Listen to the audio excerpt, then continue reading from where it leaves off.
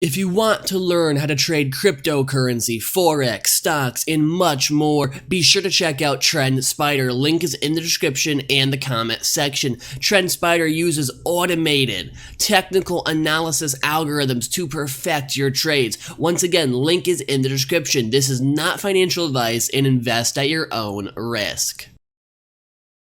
Hello everybody, it is the Naughty Investor here coming at you with another video, guys. If you enjoy cryptocurrency related content, be sure to hit the subscribe button and leave a like on the video. That way the YouTube algorithm notifies you whenever I upload new content. So once again, hit that subscribe button, leave a like, and now let's get into today's news. So starting off, Bank of America, which has traditionally been kind of shy towards blockchain technology, is quietly piloting Ripple technology. Let's get into the article and then I could give my thoughts. Bank of America, the second largest bank in the US, has quietly tested out Ripple's distributed ledger technology and may be planning to do more with it. Ripple went so far as to identify B&A as a customer in a presentation given at a seminar held by the International Monetary Fund, that is IMF, late last year. When asked about this, a Ripple spokesperson would neither confirm nor deny whether Bank of America was a customer, but said the companies had conducted a pilot together. Quote, Bank of America has been part of the Ripple Global Payment Steering Group since 2016, and we did a pilot with them, she told CoinDesk.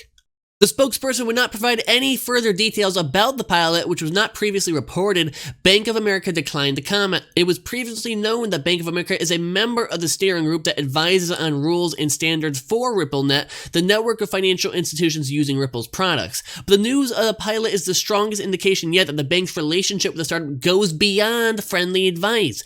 That would be a departure for the bank, whose chief technology officer Kathy Bassett has said she's bearish on the technology and that Bank of America's portfolio of blockchain patents exists only so it can pivot to blockchain quickly if the need arises. One more sign Bank of America is warming to the sector is a job opening the bank posted earlier this month for a product manager who would lead the team for a Ripple project. The project was described as a decentralized ledger technology-based solution to cross-border payments marketed to GTS clients. GTS stands for Global Transaction Services, a division of Bank of America that works with the treasury departments of large companies and financial institutions.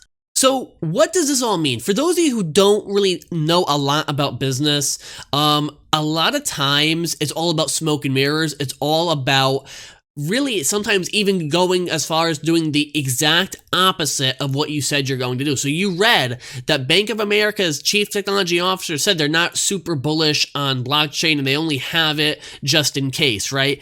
A lot of times they will do things like that. A lot of businesses will do things like that so their competitors don't really know their full hand, right? You never show all your cards. You never show all the cards in your hand. So what's very possible is Bank of America is very bullish on Ripple, very bullish on XRP, very bullish on cryptocurrency and blockchain as a whole, but they don't want to reveal their hands yet because there's still a lot of speculation in this field. It's still so new. They don't want to reveal their cards. They don't want to reveal their hands. And it might come as a surprise to some people. Well, hey, their chief technology officer said they only have it just in case. But it really looks like they're really adopting it, right? They have new job openings. They are conducting pilots. They are advising Ripple. There's a lot of going on here. And this looks, I mean, just use common sense. This looks like it's a lot more than just a friendly relationship, right? There's a lot going on here. There's job openings. There is piloting. There is advising. There's so much going on here. It's more than just, hey, they know Ripple and there's been some connections here. This is something important.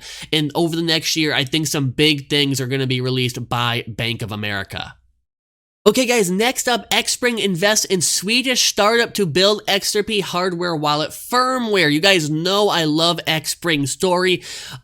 Everything Ripple does is cool, but Xpring especially, that is where the adoption occurs. Ripple going out, partnering, buying out companies, doing acquisitions. That is where XRP adoption really could take hold, and we have some more news in that department. Let's get into it. Ripple investment arm and tech incubator Xpring has invested in Swedish cryptocurrency self-startup Toho Labs to build hardware wallet firmware. Xpring announced the news in a blog post on October 16th, stating that the startup plans to develop a new version of the XRP toolkit and hardware wallet firmware supporting all XRP ledger transaction types, as well as non-custodial web interfaces. In a parallel announcement, Toho Labs said that the firmware will support signing cross-currency payments, escrows, orders, and trust lines, among other things. It will also enable users to prepare transactions from untrusted devices prior to auditing and citing them in a hardware wallet. Earlier in October, Xpring invested in cryptocurrency wallet BRD to enable users to hold, purchase, sell, and spend XRP tokens through the wallet. The announcement suggested that this could end in new kinds of decentralized financial services, including banking, lending, and peer-to-peer transactions that require no intermediaries. Also this month, major cryptocurrency payment provider BitPay entered a partnership with Xpring to support payments with XRP. Xpring said that the global companies are now able to accept XRP through BitPay without the need for integration and enhancements. Guys, this is what I love to see. I love seeing stories like this. It seems like every week there's a new one. I mean, the amount of moves Ripple is making. Ripple has just been so aggressive. So aggressive, I love it. They've been so aggressive in going out and just making stuff happen, right? They're just making things happen. Like I've said, it's not enough to just put out a good product, right? XRP is a great product. The XRP ledger is a great product, but it's not enough to just have that. Ripple is one of the few companies in the cryptocurrency world that is actually doing a business plan. They're actually going out and have a true business plan of going out and making XRP adoption happen by quickening it, by making it happen faster, by just increasing the amount of development happening on the development side of things. So very important news here. Next up, let's go over a brief overview. So for those of you who don't know, Swell is coming up. It's about a week and a half away, and all technical indicators are bullish. Today, XRP is down a little bit. I'll get into that in a second, but basically all the technical indicators are looking fairly bullish for Swell. Historically, for those of you who are new to Ripple and new to XRP, Swell has always resulted in XRP's price increasing substantially. And I think it's a very good chance that that happens again this year. So let's move on from this. Let's go a market overview. Most of your coins today are down just a little bit. I think it's just some correcting going on. Nothing too major. I mean, XRP is down about almost 3% on the day, but this is also coming from a couple days of going up. So we're just under 30 cents with XRP. Ethereum down about 3% as well. Ethereum at about $173.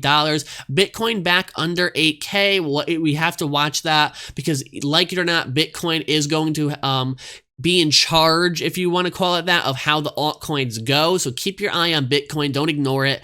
Litecoin down, Binance Coin down a little bit, EOS down a little bit, Bitcoin SV is up 1%, Stellar down just a bit, Monero down a little bit. Nothing too major in the markets today. Biggest gainer today is Solve, up 52.14%, followed by Digitex Futures up about 8%. Biggest loser today is Synthetics, down 8%, followed by Ren, down about 8%. Bitcoin dominance is at 66.2%, and total market cap is at about $216 billion US dollars. Guys, if you enjoyed the video, be sure to leave a like, subscribe, share it, and I will catch you in the next one. Have a great day.